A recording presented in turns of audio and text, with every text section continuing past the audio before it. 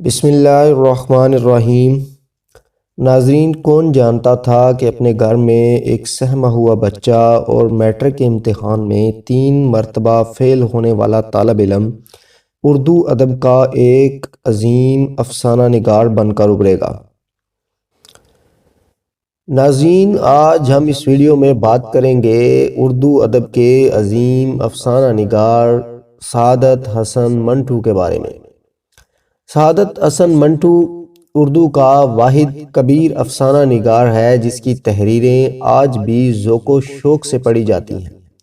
وہ ایک صاحب اسلوب نثر نگار تھے جس کے افسانہ مضامین اور حق اردو ادب میں بے مثال حیثیت کے مالک ہیں۔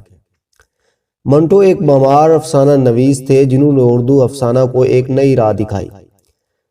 افسانہ مجھے لکھتا ہے، منٹو نے یہ بہت بڑی بات کہی تھی۔ منٹو کی زندگی بذات خود ناداری، انسانی جدوجہد، بیماری اور ناقدری کی ایک المیہ کہانی تھی جسے اردو افسانے نے لکھا۔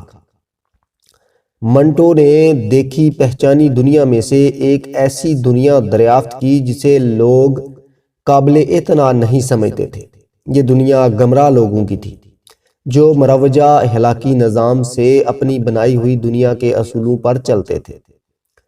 ان میں اچھے لوگ بھی تھے اور برے بھی۔ یہ لوگ منٹو کا موضوع تھے۔ اردو افسانے میں یہ ایک بہت بڑی موضوعاتی تبدیلی تھی جو معمار افسانہ نویس کی پہلی اینٹ تھی۔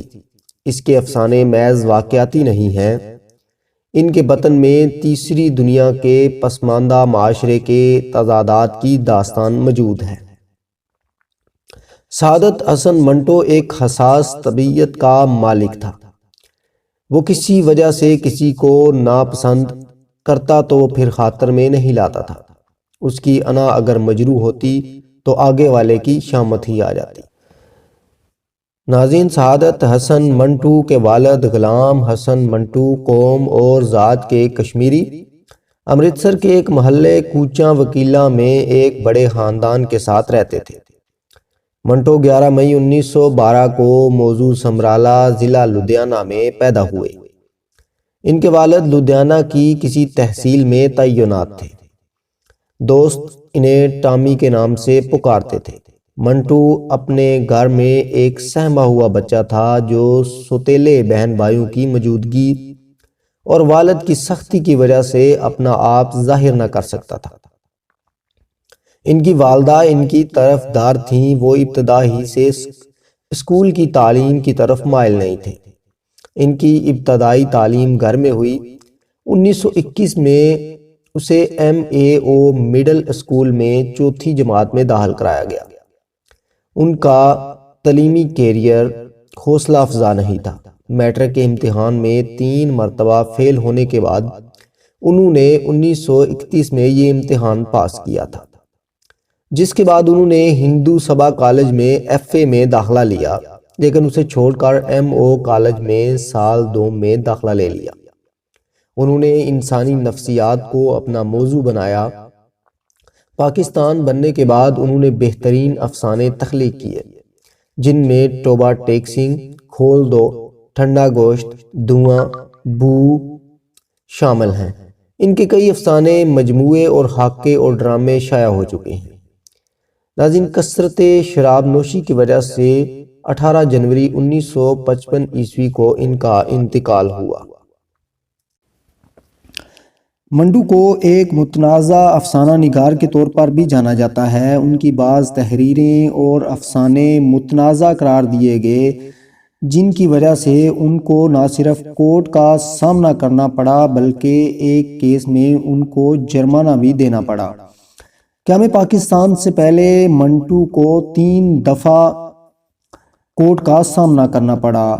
ان افسانوں میں دھواں، بو اور کالی شلوار ایسے افسانے ہیں جن کی وجہ سے ان کو کورٹ کا سامنا کرنا پڑا، جبکہ قیام پاکستان کے بعد جن افسانوں کی وجہ سے انہیں کورٹ کا سامنا کرنا پڑا ان میں کھول دو، ٹھنڈا گوشت اور اوپر، نیچے اور درمیان ایسے متنازع افسانے قرار پائے جن کی وجہ سے ان کو کورٹ کا سامنا کرنا پڑا۔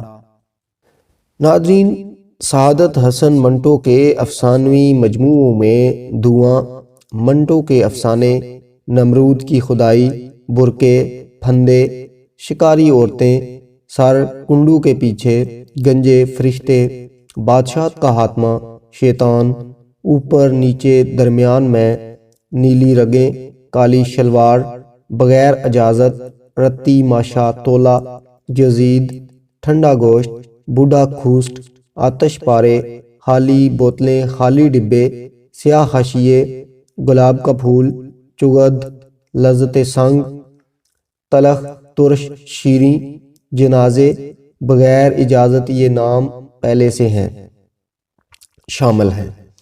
ناظرین، سعادت حسن منٹو کی سوانح حیات پر 2 فلمیں بن چکی ہیں۔ ایک فلم پاکستان میں 2015 میں بنی اور دوسری فلم ہندوستان میں 2018 میں بنی۔ ناظرین، اگر بات کی جائے منٹو کے تلفظ کی تو بہت سے لوگ اسے منٹو پڑھتے ہیں، جو کہ غلط ہے۔ اصل اس کا تلفظ منٹو ہے، جیسے 1 2 ہوتا ہے، تو اس کا صحیح تو جو تلفظ ہے وہ منٹو نہیں بلکہ منٹو ہے۔ ناظرین، ویڈیو کو لائک کریں، چینل کو سبسکرائب کریں اور ویڈیو کو زیادہ سے زیادہ شیئر کریں اور بیل آئیکن کو ضرور پریس کریں۔ ویڈیو دیکھنے کا شکریہ۔ اللہ حافظ۔